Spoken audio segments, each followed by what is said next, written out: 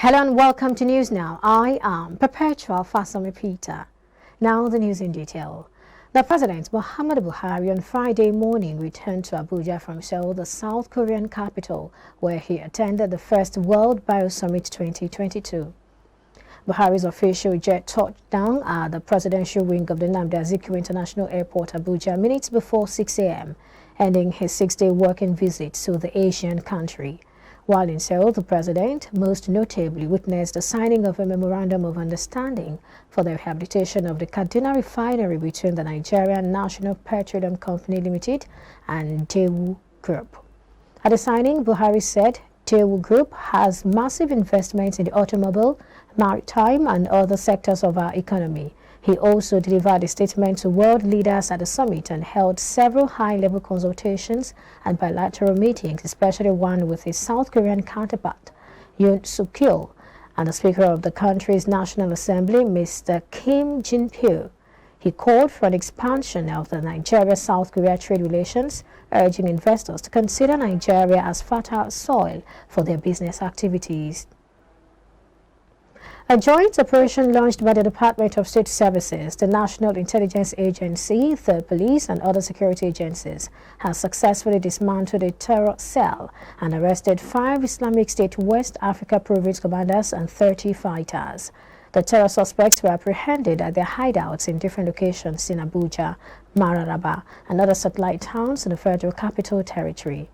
The arrests were made amid heightened tension in the nation's capital as the popular Jabilik Mall shut its doors to shoppers and visitors on Thursday, citing the security situation. To discourage criminal activities, the FCT administration demolished shanties on law school land, saying it was part of security measures. Also, the United Kingdom issued a fresh security alert warning British nationals against visiting Abuja and 14 other states. This further sparked anxiety among residents as many stayed away from work, while vehicular traffic was unusually light. The Chairman, Senate Committee on Army, Senator Ali Mohammed Ndume, has assured the Nigerian Army of continuous support in its efforts to curtail security challenges in the country. Senator Ndume gave the assurance when he led members of the Senate Committee on Army to the Army headquarters on the statutory oversight function. Senator Ali Ndume expressed appreciation to the Nigerian Army for the operational successes so far achieved in the fight against terrorism, banditry, and other criminalities, adding that the Army, under the current leadership of Lieutenant General Farouk Yahaya, has demonstrated capacity, commitment, and determination to end the security challenges bedeviling the nation.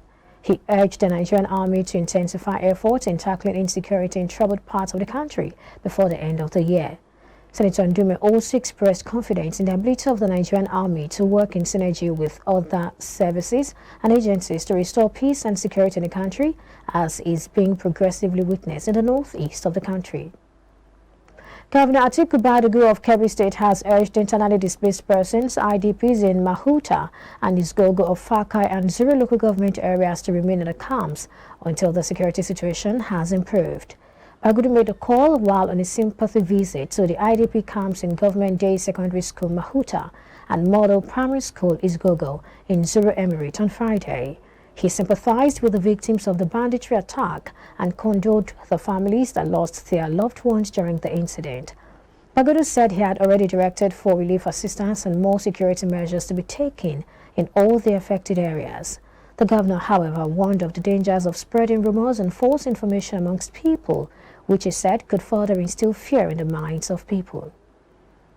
People from the southeastern part of Nigeria and non-Yoruba speaking residents of the state have been given an assurance that their businesses would be protected by the People's Democratic Party-led government in Lagos State. The governorship candidates of the PDP in the state, Dr. Abdulaziz Olajide Adediro, popularly known as Jandor, said this at the Palace of Ezendebo of Uriade LCDA in Amuodofi, His Royal Highness Chief Emmanuel Akalika on Thursday. Adediro, who is taking his campaign across the 245 wards in the state in company with his deputy, Ms. Funke Akindele, told the gathering that the PDP would have gone into extinction in Lagos State if not for their support. He told the audience that they had a choice to choose between a government that will bring a breath of fresh air and one that will maintain the status quo. In his response, Eze Emmanuel Akalika prayed that Adedinra would realize his ambition, adding that God knows that Nigerians have suffered because of embezzlement and people who get into office and forget the masses. And moving on, the Court of Appeal in Abuja has reversed the March 8 judgment by Justice Inyang Ekwo of the Federal High Court Abuja, sacking Ebonyi Governor David Umahi and his deputy for defecting from the People's Democratic Party (PDP) to the All Progressives Congress (APC). A three-member panel of the Appellate Court held in a judgment on Friday that the nation's constitution did not provide any punishment for a governor or deputy governor who defected from the party on which platform he or she got to office. In the lead judgment, Justice Haruna Sanami, the Appellate Court, held that the only option open to a political party aggrieved by the defection of a governor or deputy governor is to explore the impeachment option provided in the Constitution. We'll take a commercial break now. When we come back, we'll bring you more stories. Stay with us.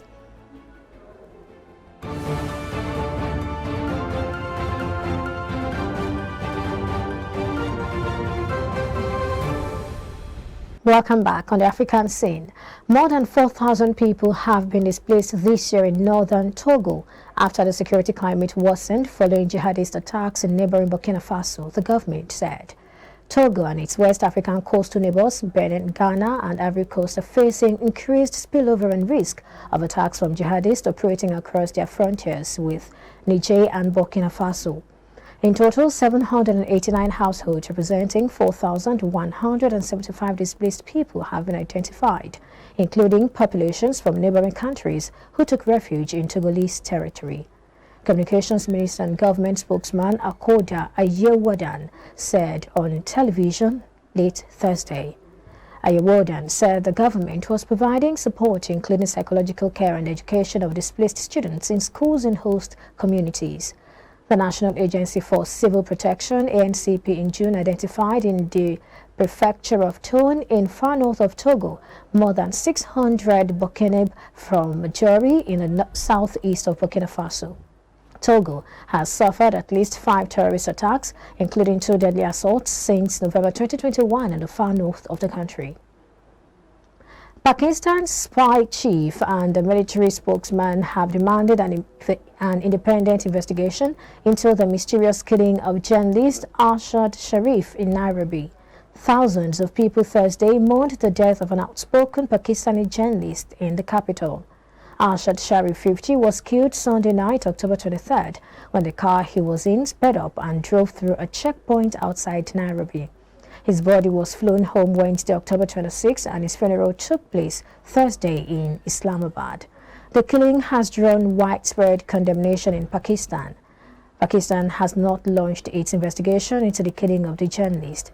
Interior Minister Rana Sonola Khan has said, however, that the government will soon send a 2-member team of civilian investigators to Kenya to determine the circumstances surrounding the journalist's death. Police in Kenya's capital has issued contradictory statements depicting deepening the mystery behind Sharif's death. The Tanzanian authorities began rationing water in the economic capital Dar es Salaam on Thursday after water levels dropped as its main source, the Ruvu River, dried up.